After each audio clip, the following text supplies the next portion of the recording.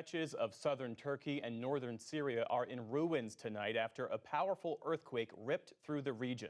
The numbers are staggering. More than 3,700 dead, some 13,000 injured, and tens of thousands of homeless. The pre-dawn quake hit in southern Turkey with a 7.8 magnitude and shook buildings as far away as Israel. A second quake followed with hundreds of aftershocks. A moment of pure terror, people fleeing for their lives in Malatya, Turkey. Whole buildings reduced to dust as the powerful earthquake ravaged Turkey and Syria. Rescuers now battling freezing temperatures as they sift through debris, searching for survivors and pulling out the dead. Many left waiting in shock for news of family and friends. There are people still trapped under rubble. I have a friend living in this apartment. His children were rescued from the top floor, but his daughter broke an arm. We'll see what happened to those living on the ground floors. Turkey's President Erdogan called it the worst disaster since the 1930s. We do not know how far the number of dead and injured will rise as debris removal works continue in many buildings in the quake zone. Our hope is that we will recover from this disaster with the least loss of life. One woman trapped in her destroyed apartment building rescued by crane. Cheaply and improperly built apartments have been a problem across the country, many of them now teetering on the edge of collapse. Across the border in Syria, workers scrambled to pull victims out from under destroyed buildings. A harrowing scene of a baby born in the rubble who was rushed to safety. The mother did not survive.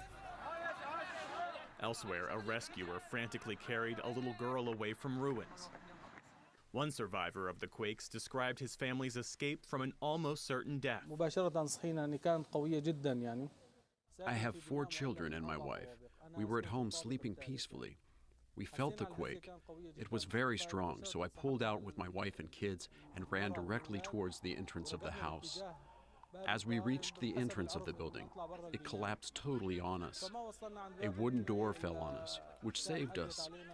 The building consists of 4 stories. None of the people in the other 3 stories have survived. At this hospital in Afrin, more evidence of the enormity of the loss.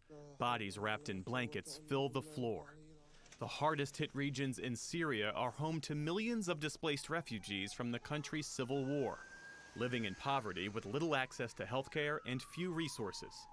The United Nations Secretary General tonight calling for support for both countries. Let's work together in solidarity to assist all those hit by this disaster, many of whom were already in dire need of humanitarian aid.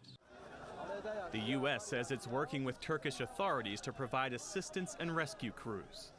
More offers of aid have been pouring in as the world watches the death toll climb. We're joined now from Istanbul by Kieran Barnes, the Syria country director for the humanitarian group Mercy Corps. Thanks for being with us. And this is a very complex search and rescue operation. It's been hampered by severe cold and snow. There are also powerful aftershocks. What's the situation on the ground right now? Thanks, Jeff. Our team is actually based in northwest Syria, and it's probably one of the most vulnerable parts of this region. So there's very limited infrastructure in that part of Syria. So one of the biggest challenges today has simply been the electricity functioning, communication working, so that we can actually contact our teams that are on the ground and actually assessing what those needs are and how people have been impacted. We're primarily looking at shelter as the immediate need, because within northwest Syria, a lot of the infrastructure is damaged, houses have collapsed, apartment blocks have collapsed, so people are without homes at the moment. So shelter is the most immediate one. We are in probably the worst part of winter. The next few days are going to be extremely cold, so we have that additional pressure on top. So having a safe place to sleep, mattresses to sleep on, blankets, these kind of very basic but immediate needs are for the next few days. I think following that, there's going to be some other critical areas that we do need to look at, and that will include things like the access to water. People who've been moving throughout the last 12 years of this conflict, living in temporary shelters such as tents, they need water on a regular basis simply to survive. Those water sources we know have been damaged through this earthquake. So we need to find ways to find that water to bring it to those people to maintain what is actually our regular work in Syria. So I think those are going to be some of the key challenges and what we're going to be working on over the next few days and throughout the weeks ahead. For Syrians who have endured a brutal civil war, this sense of suffering is really all too familiar. According to the International Rescue Committee, many Syrians have been displaced as many as 20 times. How is that exacerbated by the effects of this earthquake? Yes, and this, to be honest, it includes some of our staff as well who work with us. They are also displaced families who throughout this conflict have been affected and have had to move multiple times.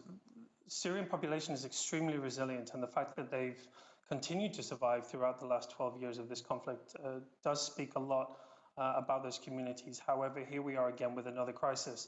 The last 12 months have been tough. We've had the Ukraine conflict, which has also impacted on the availability of food. We've had cholera just before the winter, which again has been devastating for communities. And now we have what's happened today, which is really devastating and concerning about what happens next. We do know, the Syrian people will keep moving forward, that is for sure, but they are going to need a significant amount of support.